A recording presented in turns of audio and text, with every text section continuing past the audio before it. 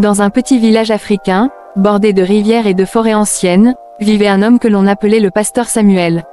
Il n'était pas un simple prêcheur, il se voyait comme un homme élu, un futur grand prophète, destiné à guider les âmes égarées vers la lumière divine.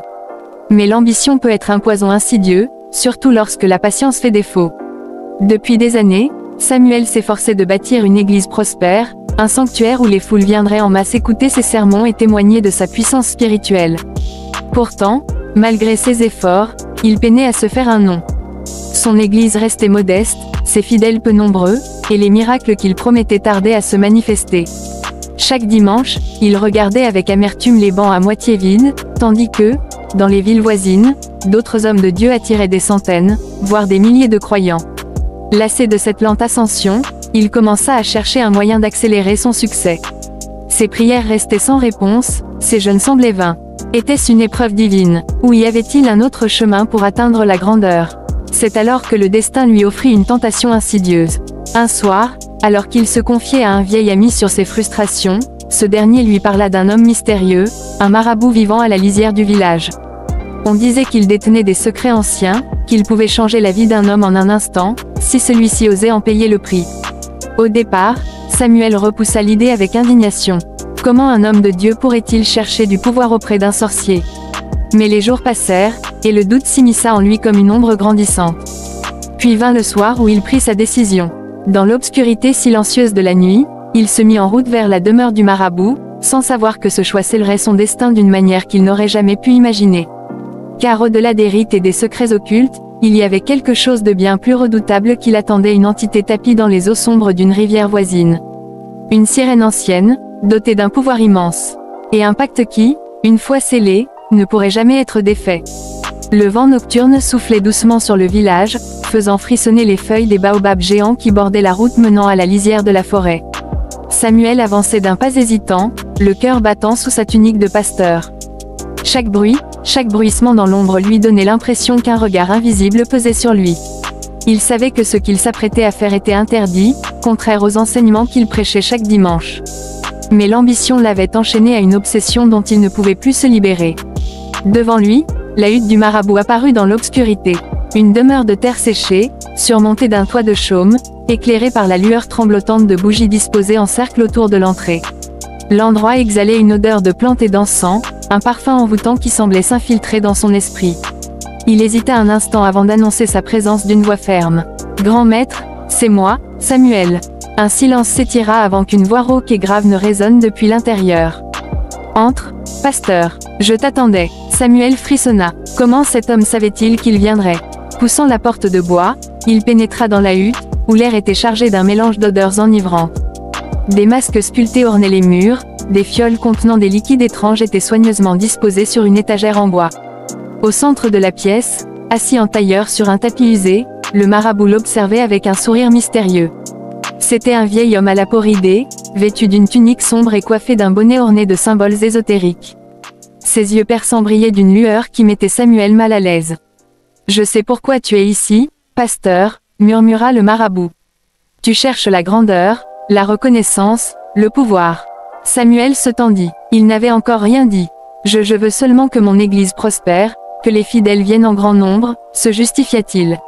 Le marabout éclata d'un rire guttural. « Tu veux être un grand homme de Dieu, mais tu es prêt à emprunter le chemin des ténèbres pour y parvenir. » Ah, l'ironie de la foi. Samuel baissa les yeux, troublé. Il savait que l'homme disait vrai, mais il n'était pas venu ici pour une leçon de morale. « Peux-tu m'aider ou non » lança-t-il d'une voix plus ferme. Le marabout le fixa un moment, puis se leva lentement et s'approcha d'une étagère. Il prit un petit bol de terre cuite rempli d'une poudre noire et la versa dans un feu qui brûlait faiblement dans un brasero au centre de la pièce. Une fumée épaisse et grisâtre s'éleva immédiatement, emplissant la hutte d'une odeur métallique. Le marabout psalmodia quelques paroles incompréhensibles, avant de poser une main sèche sur l'épaule de Samuel. « Il existe une entité ancienne qui peut t'accorder ce que tu désires. Mais tu devras en payer le prix. » Samuel retint son souffle. « Quelle entité ?» Le marabout sourit et murmura d'une voix grave. « La sirène du fleuve. » Un frisson parcourut l'échine du pasteur. « Une sirène, balbutia-t-il, une créature puissante, vénérée par nos ancêtres.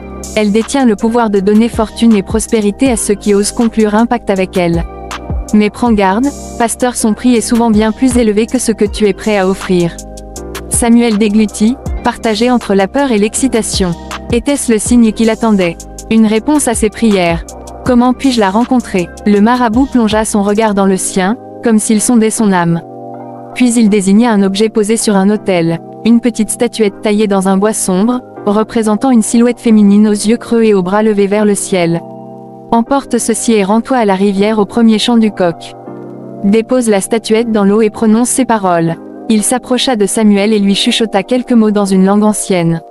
Si elle accepte de te voir, elle viendra. Mais souviens-toi, pasteur, tout don qu'elle t'accordera viendra avec une mission en retour. Samuel hocha la tête, son cœur battant à tout rompre. Il ne savait pas encore qu'en concluant ce pacte, il ouvrait une porte qu'il ne pourrait jamais refermer. Le chant de la sirène s'était estompé, ne laissant derrière lui qu'un silence glacial. Samuel était figé au bord de la rivière, le regard fixé sur la créature qu'il observait avec un sourire énigmatique. L'eau autour d'elle ondulait comme si elle respirait, comme si le fleuve lui-même était vivant et attendait sa réponse. L'offre résonnait dans son esprit. Une âme en échange de la gloire. Une seule vie, pour le succès qu'il avait tant désiré. Qu'attends-tu, pasteur? Chuchota la sirène, ses lèvres effleurant presque son oreille. Samuel ouvrit la bouche, mais aucun son n'en sortit. Son esprit était en proie à une tempête d'émotions contradictoires. Était-il prêt à aller jusque-là?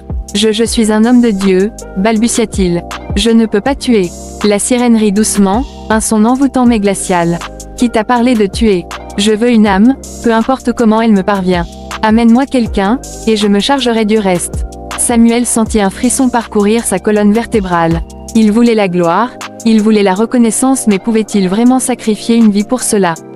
Comme si elle avait lu dans ses pensées, la sirène leva une main pâle et effleura son front du bout des doigts. Une sensation brûlante le traversa instantanément, et soudain, des images défilèrent dans son esprit. Il vit son église immense, remplie de fidèles tombant à genoux devant lui. Il vit des foules l'acclamer, des caméras le filmer, son nom gravé dans l'histoire comme celui d'un prophète béni. Il se vit riche, puissant, influent. Puis, tout disparut brutalement. Il était de retour au bord du fleuve, haletant, son front perlé de sueur. La sirène sourit. Ceci est un avant-goût de ce que je peux t'offrir. Mais pour le recevoir, tu sais ce que tu dois faire. Samuel se releva lentement, le regard hanté. Il savait qu'il venait de franchir une frontière invisible, un point de non-retour. Tu as 7 jours, pas un de plus. Puis, sans attendre sa réponse, la sirène disparut sous les eaux, ne laissant derrière elle qu'une onde qui s'évanouit lentement à la surface. Samuel resta un moment immobile, puis, les jambes tremblantes, il tourna les talons et s'éloigna du fleuve. Là, dans l'obscurité, une certitude s'imposa à lui. Il n'avait plus le choix. Il devait trouver une âme à offrir. Et l'horreur ne faisait que commencer. Le retour au village fut une épreuve pour Samuel. Chaque pas semblait résonner plus fort dans le silence nocturne, chaque ombre paraissait se tordre sous la lueur des torches, comme si le monde entier savait ce qu'il venait de faire. Il poussa la porte de sa maison avec précaution et referma derrière lui, le souffle court.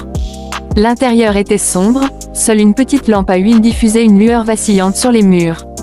Il se laissa tomber sur une chaise, sa tête entre ses mains. Il devait trouver une âme. La sirène lui avait donné 7 jours, et déjà, le poids de cette échéance écrasait ses épaules. Il repensait à ce qu'il avait vu dans cette vision, la gloire, la richesse, la reconnaissance, tout cela était à portée de main. Mais le prix, il sursauta en entendant des pas à l'extérieur. Son cœur se mit à battre violemment dans sa poitrine. Quelqu'un venait-il pour lui? Avait-on découvert son secret? Un coup léger retentit contre la porte. Papa Samuel, c'est moi Aïcha. Samuel sentit une bouffée de soulagement et d'angoisse mêlée.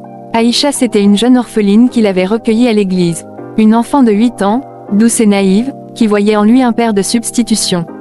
Il hésita une seconde avant d'ouvrir.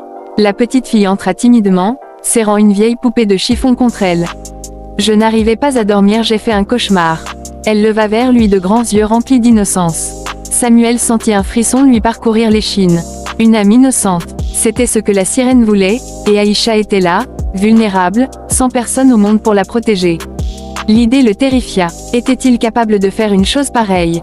Assieds-toi, ma fille. Sa voix tremblait légèrement. Aïcha obéit, regardant autour d'elle avec curiosité. Pourquoi vous tremblez, papa Samuel? Vous êtes malade. Samuel détourna le regard. Non, juste fatigué. Un silence pesant s'installa. L'image de la sirène surgit dans son esprit, ses yeux luisants et son sourire carnassier. Il devait choisir, mais pouvait-il vraiment condamner Aïcha? Il se leva brusquement, pris d'une nausée soudaine. Retourne dormir, ma fille. Tout ira bien. Aïcha hocha la tête avec un petit sourire avant de sortir. Samuel referma la porte derrière elle et s'adossa au mur, haletant. Non, il ne pouvait pas. Mais alors qui? S'il ne livrait personne, c'était sa propre âme que la sirène viendrait réclamer. Une sueur glacée coula le long de son dos. Il lui restait 6 jours. Et le compte à rebours venait de commencer. Le lendemain matin, Samuel monta en chair devant ses fidèles comme il le faisait chaque dimanche. Mais cette fois, son cœur battait à tout rompre, non pas par ferveur divine, mais par une angoisse qui le rongeait de l'intérieur. Les bancs de l'église étaient pleins. Hommes, femmes et enfants l'écoutaient avec admiration, croyant en chaque mot qu'il prononçait. Il pouvait voir dans leurs yeux la confiance, la foi aveugle qu'ils avaient en lui. Et pourtant, il savait que d'ici 6 jours, il devrait livrer l'un d'eux à la sirène. Les paroles du sermon lui parurent vides. Sa bouche prononçait des versets, mais son esprit était ailleurs. Son regard balaya la foule, qui pourrait-il sacrifier? Un vieillard assis au premier rang, les mains jointes en prière, une mère tenant son bébé contre sa poitrine, un jeune homme venu chercher la rédemption. Chaque visage lui semblait à la fois familier et étranger. Comment pouvait-il choisir? Il sentit un frisson le parcourir. Il était en train de réfléchir à qui sacrifier. Seigneur, que m'arrive-t-il? Pensa-t-il en fermant les yeux un instant. Amen, s'écria soudainement la congrégation en chœur. Samuel sursauta. Il avait prononcé ces mots sans même s'en rendre compte. Le culte se termina, et les fidèles se rassemblèrent autour de lui comme à leur habitude. Certains venaient demander conseil, d'autres une bénédiction. Pasteur, je voudrais vous parler. C'était Jacob, un homme d'une trentaine d'années qui fréquentait l'église depuis peu. Il avait un passé trouble, ancien voleur, il avait été emprisonné plusieurs fois avant de venir chercher une nouvelle vie auprès de Dieu. Samuel le regarda longuement. Jacob n'avait pas d'attache. Il n'avait ni famille, ni enfant, ni amis proches. Serait-ce lui? Pensa Samuel. Bien sûr, mon fils. Viens avec moi. Ils entrèrent dans une petite salle attenante à l'église. Jacob semblait nerveux. Pasteur, j'ai fait un rêve étrange cette nuit, j'ai vu une rivière noire et une voix m'a appelé dans les profondeurs. Quand je me suis réveillé, j'étais en sueur. Samuel sentit un frisson lui parcourir l'échine. Et que crois-tu que cela signifie? Demanda-t-il d'une voix calme. Jacob baissa la tête. Je ne sais pas, mais depuis que je suis sorti de prison, je ressens comme une ombre qui me suit. Comme si quelque chose attendait que je fasse une erreur pour me reprendre. Samuel sentit une sueur froide couler sur sa nuque. Est-ce un signe? Il posa une main sur l'épaule de Jacob et força un sourire. Ne t'inquiète pas, mon fils. La prière nous guidera. Jacob hocha la tête, soulagé. Mais dans l'esprit de Samuel, une idée venait de naître. Si quelqu'un devait disparaître, pourquoi ne pas offrir un pécheur? Les jours suivants passèrent dans un tourbillon de prières, de doutes et de peur. Samuel ne pouvait échapper à la pensée obsédante du pacte qu'il avait conclu avec la sirène. Chaque moment, chaque visage qu'il croisait dans l'église lui rappelait la lourdeur de la décision qui pesait sur ses épaules. Il se réveillait la nuit en sueur, hanté par les murmures du fleuve, par la voix de la sirène qui semblait résonner dans sa tête, le pressant de choisir. Une âme innocente, Samuel. Un seul sacrifice et tout sera tien. Les paroles du marabout résonnaient également, comme un écho sinistre dans ses pensées. Un pacte ne peut être brisé, pasteur. Tu devras payer. Jacob, avec son passé de voleur et ses rêves inquiétants, était devenu une option de plus en plus attractive. Après tout, il avait été sauvé de la prison, mais ses péchés ne l'avaient-ils pas déjà condamné? Samuel se surprenait à justifier l'idée de sacrifier un pécheur. Jacob était déjà marqué par ses erreurs passées, n'était-ce pas là un moyen pour lui de se racheter, en offrant sa vie à une force supérieure? Mais à chaque pensée de cet acte, un frisson de culpabilité envahissait Samuel. Il savait que ce n'était pas la voie que Dieu avait tracée pour lui. Je suis un serviteur de Dieu, se répétait-il sans cesse, mais les tentations de la gloire se faisaient de plus en plus puissantes. Le 6e jour arriva, et l'échéance était désormais toute proche. Samuel n'avait plus de choix. Il devait agir. Ce soir-là, après la prière, il s'assit seul dans son bureau, les mains tremblantes. Les papiers étalés devant lui semblaient flous, son esprit incapable de se concentrer sur autre chose que l'image de la sirène, qu'il attendait au bord du fleuve, prêt à réclamer ce qui lui était dû. La porte s'ouvrit soudainement, et Jacob entra dans la pièce, comme s'il avait senti l'agitation intérieure de Samuel. « Pasteur, vous allez bien ?» demanda Jacob, ses yeux trahissant une inquiétude sincère. Samuel leva les yeux vers lui, mais il ne répondit pas immédiatement. Il se sentait pris au piège, enfermé entre la promesse de la gloire et le poids du péché qu'il s'apprêtait à commettre. Jacob commença-t-il, sa voix faible. Tu as dit que tu avais vu un rêve, n'est-ce pas? Une voix dans l'eau. Jacob acquiesça lentement. Oui, mais je ne comprends toujours pas ce que cela signifie. Peut-être que Dieu me teste ou peut-être que c'est un avertissement. Samuel se leva brusquement, agité, et s'approcha de la fenêtre. Le ciel était devenu rouge, comme s'il brûlait sous la chaleur d'un feu intérieur.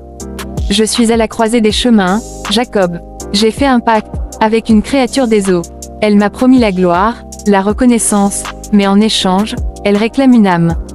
Jacob le fixa, étonné, ses yeux écarquillés par la révélation. Une âme, murmura-t-il. Vous avez fait un pacte avec un démon, pasteur. Samuel détourna le regard. Je ne savais pas ce que je faisais. Je suis pris dans un tourbillon, je dois choisir, Jacob. Une âme innocente. Mais comment? Jacob s'approcha lentement, posant une main sur l'épaule de Samuel. Le choix n'est pas aussi difficile que vous le pensez, pasteur. Si vous avez choisi le chemin du péché, vous devez assumer votre décision. Vous ne pouvez pas revenir en arrière. Les mots de Jacob frappèrent Samuel comme une gifle. Il se retourna brusquement, et ses yeux croisèrent ceux de l'homme qui, jusqu'à ce moment-là, avait cherché son pardon, sa rédemption. Un silence lourd s'installa. Samuel avait vu dans les yeux de Jacob quelque chose qu'il n'avait jamais voulu voir, une acceptation silencieuse de son propre destin. Le jeune homme, qui semblait avoir porté toute sa vie sur ses épaules, se pencha en avant et murmura. « Je suis prêt, si cela peut vous sauver, je suis prêt à me sacrifier. » Samuel sentit une chaleur glacée envahir son cœur. Ses mains se mirent à trembler, mais ce n'était pas de la peur. C'était la réalisation amère de ce qu'il venait de faire. Il avait poussé Jacob à cette décision. Il avait mis en place les conditions de ce sacrifice. Il n'y avait plus de retour en arrière. La nuit était tombée lourdement sur le village, et l'air était imprégné d'une étrange tension. Samuel s'était isolé dans sa chambre, assis sur le lit, les mains toujours tremblantes. Il n'avait pas quitté sa pièce depuis la conversation avec Jacob. Le temps passait, les heures s'étiraient, et il sentait que la fin approchait. Son esprit était partagé entre une profonde culpabilité et un sentiment d'extase. Ce qu'il avait demandé à Jacob, ce qu'il allait faire dans quelques heures, était un acte impardonnable. Mais en même temps, cette pensée de pouvoir goûter à la gloire, d'être enfin reconnu comme le prophète qu'il rêvait de devenir, était presque irrésistible. Jacob était prêt, la sirène l'attendait, l'âme de l'homme, pourtant marquée par ses péchés, allait être l'ultime offrande. Samuel savait que ce sacrifice allait sceller son destin à jamais. Il se leva brusquement, sentant le poids de son choix peser sur ses épaules. Il s'habilla dans un silence presque sacré, le cœur battant. Il se rendit à l'extérieur, où une brise froide soufflait, comme si la nature elle-même condamnait son acte. À la lumière de la lune, il aperçut Jacob, qui l'attendait au bout du sentier, vêtu d'une simple tunique sombre. L'homme ne semblait pas effrayé, mais plutôt résigné, comme s'il avait accepté le chemin qui lui était tracé depuis longtemps. Samuel le regarda une dernière fois, et une vague de doute le traversa. Il voulait reculer, l'arrêter, lui dire que ce n'était pas trop tard, mais ses lèvres se fermèrent. Il n'avait pas le choix. Ils marchèrent en silence jusqu'au bord de la rivière. L'eau était calme, presque trop calme. Samuel pouvait entendre le bruissement lointain des feuilles qui bougeaient dans les arbres, mais au fond de son âme, il savait que tout cela n'était qu'un voile, un leurre pour dissimuler l'horreur qui l'attendait. Jacob s'agenouilla au bord de l'eau. La sirène n'était pas encore apparue, mais Samuel sentait sa présence, invisible, flottant sous la surface.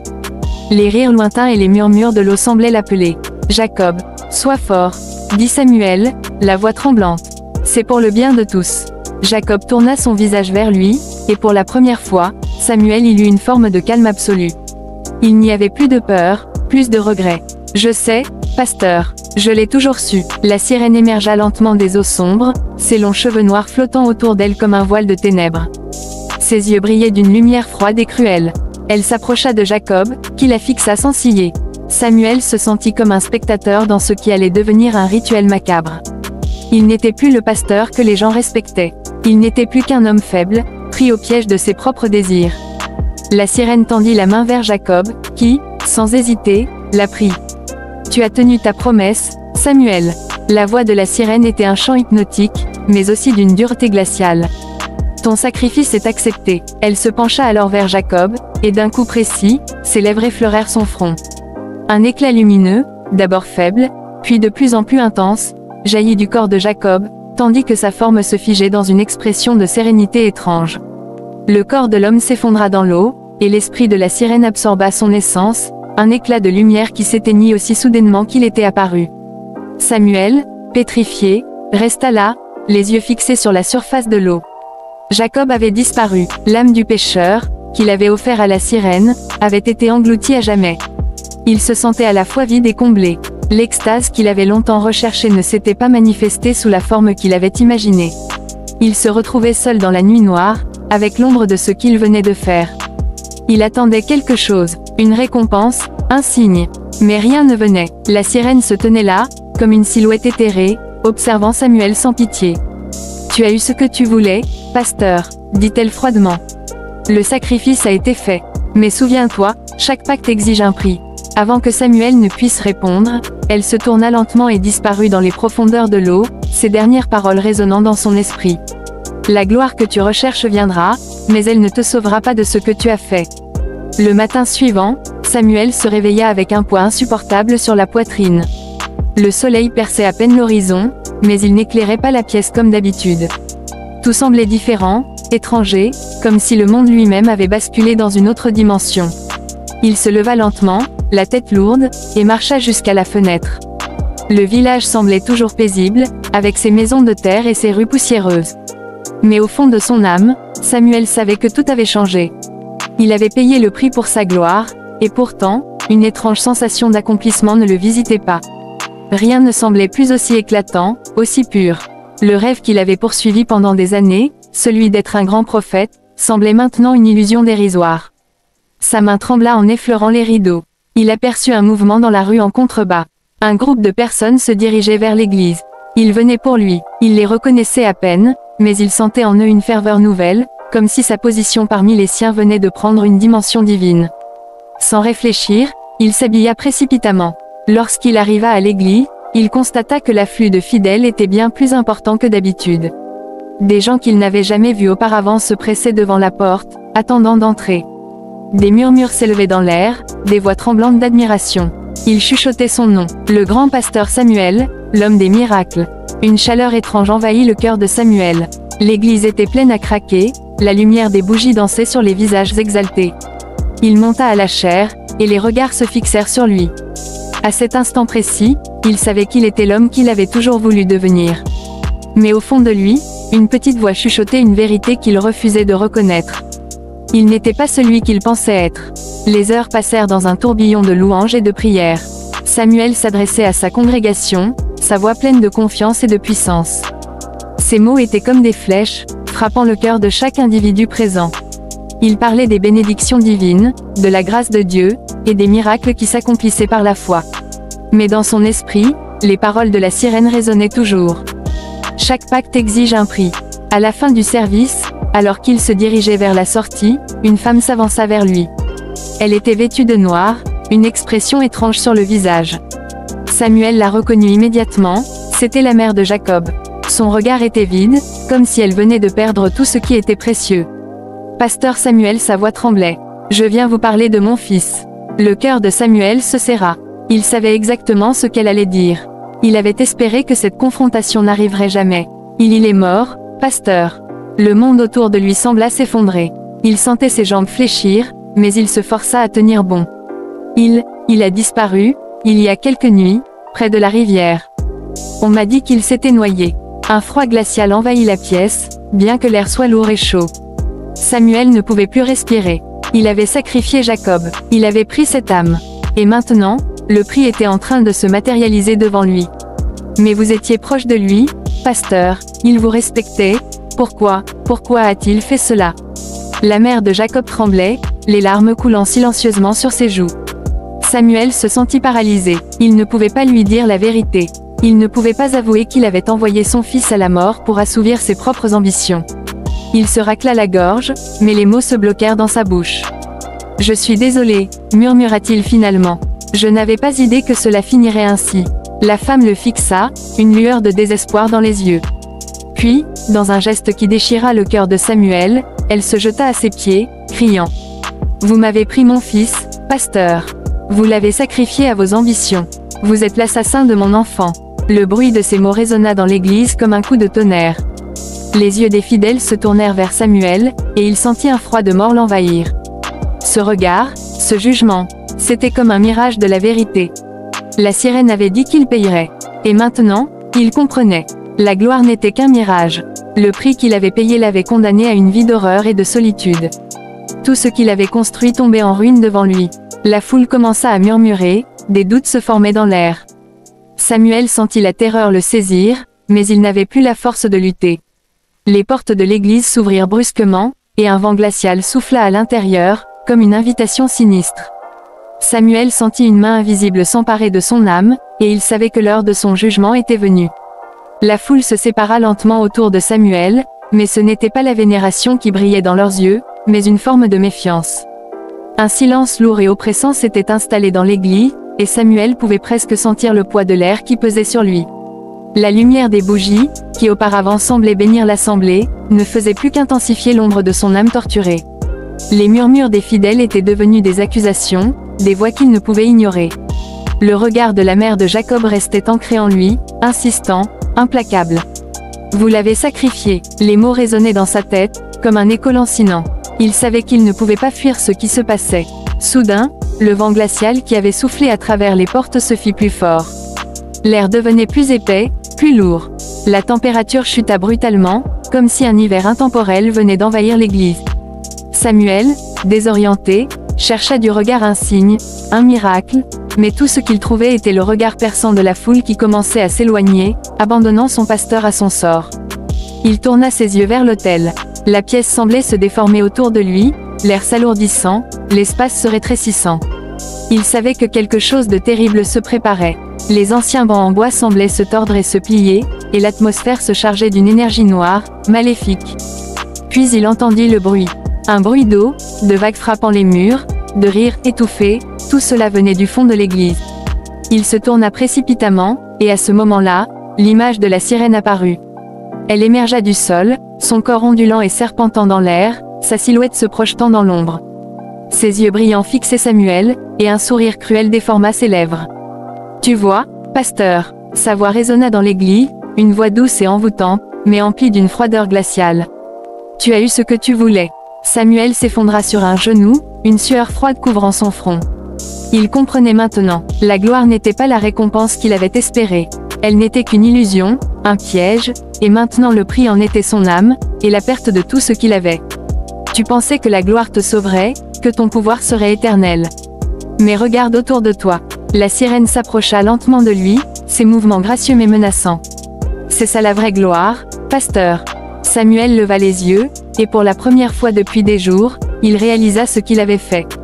Il avait sacrifié un homme, un innocent, et l'âme de Jacob était maintenant perdue, emprisonnée dans les eaux froides de la rivière.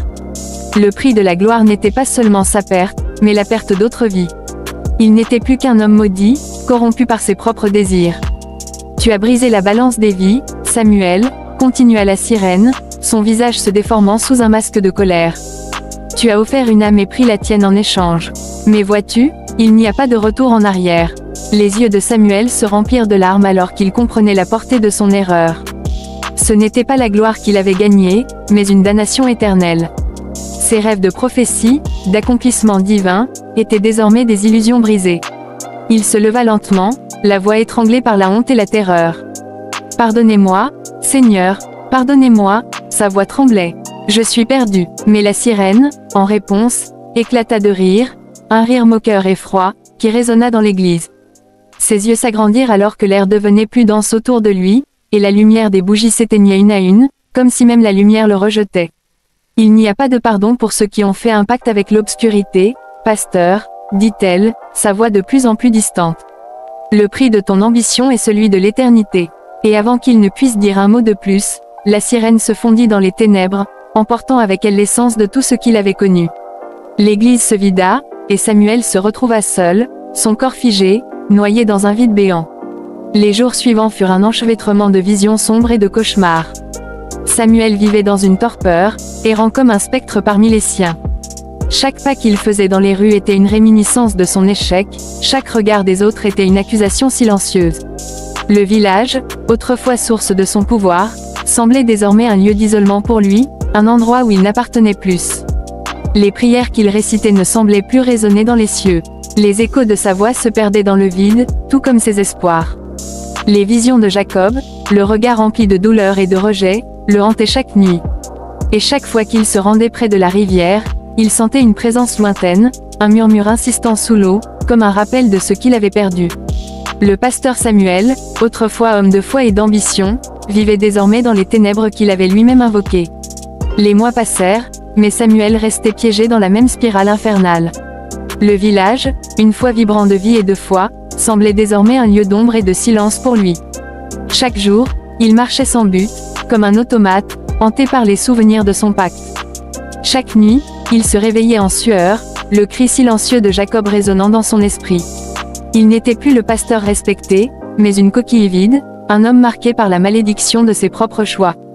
Un soir, alors qu'il se trouvait sur la rive de la rivière où tout avait commencé, une brume épaisse se leva soudainement, enveloppant l'endroit d'un voile d'incertitude. Samuel n'avait pas l'intention de revenir ici. Il savait que la rivière était maudite, qu'elle portait en elle des secrets trop lourds pour être révélés. Pourtant, une force irrésistible semblait l'attirer, le poussant à s'approcher de l'eau. Il s'accroupit au bord de la rive, les pieds trempés par l'humidité, et observa les vagues qui se brisaient doucement contre les pierres. L'eau semblait encore plus sombre, comme si elle cachait des profondeurs insondables. Puis, un murmure fragile s'éleva de l'eau. C'était elle, la sirène. Samuel, la voix était faible, presque un souffle. « Tu es venu me retrouver. » Le cœur de Samuel se serra. Il savait qu'il ne pouvait plus fuir. Il leva les yeux vers l'eau, et là, elle apparut. La sirène émergea lentement, sa silhouette se découpant dans la brume. Son visage était à la fois beau et terrifiant, une parfaite illusion de sérénité qui cachait une douleur infinie. « Tu cherches toujours des réponses, n'est-ce pas ?» dit-elle, ses yeux perçant l'âme de Samuel. « Tu crois que tu peux revenir en arrière, réparer ce que tu as brisé. Mais tu sais au fond de toi que c'est impossible. » Samuel se sentit envahi par une vague de honte et de culpabilité. Il s'agenouilla devant elle, les larmes roulant sur ses joues. « Qu'ai-je fait ?» murmura-t-il. « Je ne voulais pas tout cela. Je voulais simplement aider, je voulais devenir quelqu'un d'important. » La sirène se pencha vers lui, son regard semblant percer son âme. « Tu as cherché la gloire à tout prix, Samuel. Mais tu ne comprenais pas qu'elle venait avec un lourd tribut. » Elle le regarda un instant, ses lèvres esquissant un sourire cruel. « Mais il n'est pas trop tard pour un dernier sacrifice. » Un frisson glacé parcourut l'échine de Samuel. « Quel sacrifice ?» balbutia-t-il, terrifié. La sirène se redressa, son corps ondulant dans l'eau.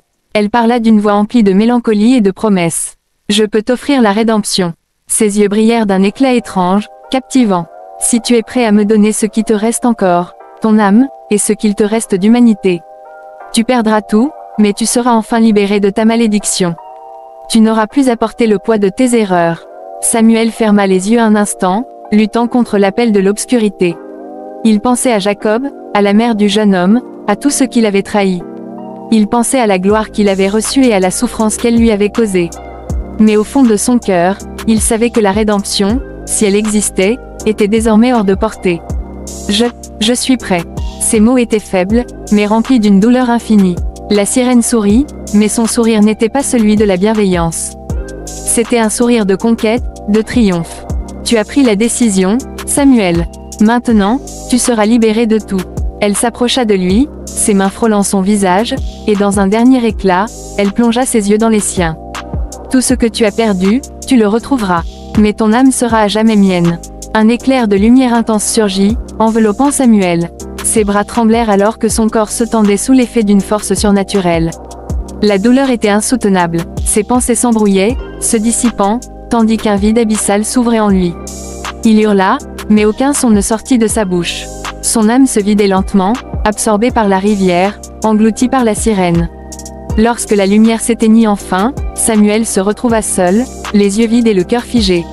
Il n'était plus qu'une coquille, un spectre errant. La sirène avait pris ce qu'il restait de lui, et il n'y avait plus de retour possible. La rivière était calme maintenant. Le village était silencieux, personne ne parla jamais de Samuel après ce jour. Il disparut, comme si le monde l'avait englouti. Mais dans la rivière, à la tombée de la nuit, les murmures de la sirène continuaient, un écho de la malédiction qu'elle avait tissée. Et la légende du pasteur Samuel, celui qui avait vendu son âme pour la gloire, se perpétua dans les ombres de ceux qui croyaient encore en la puissance des pactes et des sacrifices. Vous pouvez nous soutenir en vous souscrivant à notre chaîne YouTube. C'est simple, clique sur le bouton « Souscrire » ou le lien juste en dessous de cette vidéo et choisis le niveau qui te convient. En plus, cela me permet de continuer à créer des histoires encore plus grandioses pour toi. Alors, on se retrouve tout de suite dans l'espace des membres et crois-moi, la prochaine histoire que j'ai réservée pour toi va te laisser sans voix. Si vous voulez des livres sur des contes, des histoires et des livres sur comment générer des images ou des voix avec l'intelligence artificielle, tous les liens dans la description. Abonnez-vous, aimez et partagez, pour ne rien rater de nos prochaines publications. Activez la cloche de notification.